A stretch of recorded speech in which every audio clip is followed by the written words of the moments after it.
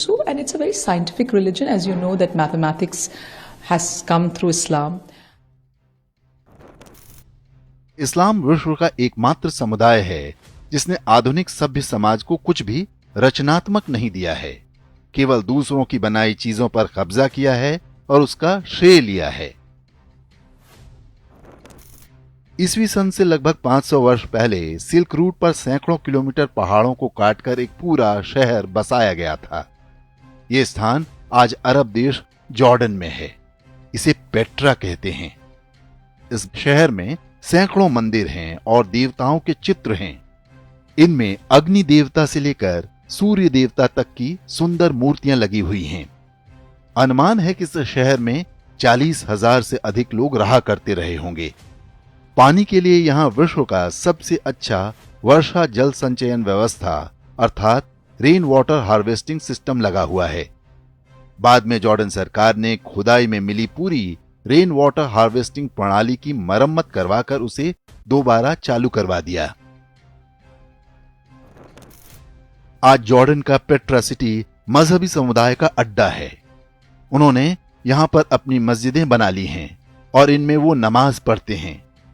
Jordan की कमाई का बड़ा स्रोत यहां होने वाला पर्यटन है। जिस अरब में इस्लाम का जन्म हुआ वहां भी उन्होंने ऐसा कुछ भी नहीं बनाया जिस पर आज विश्व आश्चर्य कर सके।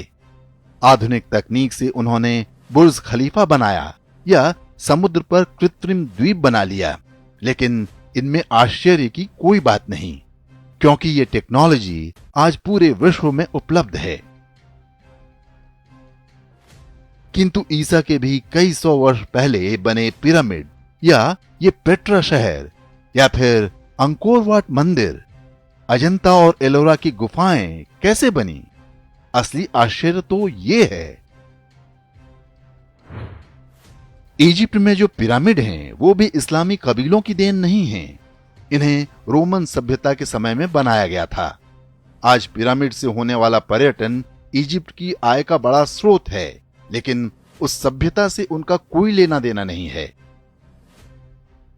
सीरिया में जितने भी बड़े बड़े ऐतिहासिक स्थान हैं वे सब या तो रोमन साम्राज्य के समय के हैं या उससे भी पहले मेसोपोटामिया सभ्यता के अवशेष हैं।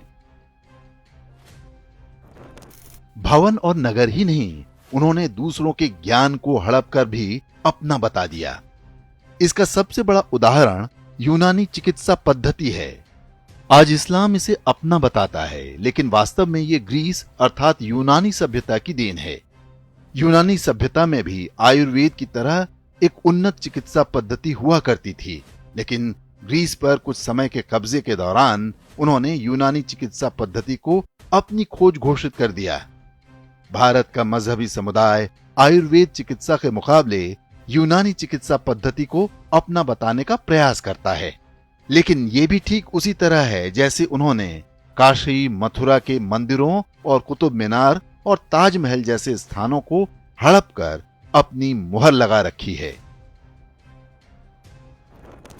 विश्व स्तर पर आज ये सूची और भी लंबी हो चुकी है। इस्लाम को मानने वाले कहते हैं कि आधुनिक विश्व को सर्जरी उनकी देन है, जबकि भारत में इसका 2500 वर्ष से भी पुराना लिखित इतिहास है। तक्षशिला विश्वविद्यालय के खंडहर आज पाकिस्तान में हैं।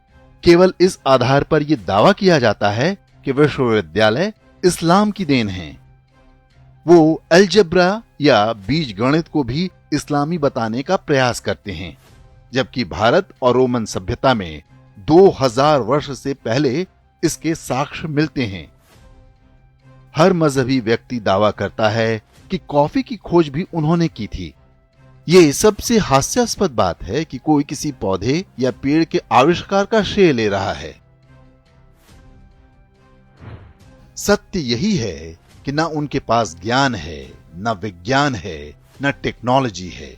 बस उनके पास दूसरों पर हमला करने, उन्हें लूटने, मारने, बलात्कार करने और उनकी बनाई चीजों को अपना बताने की धूर्तता है।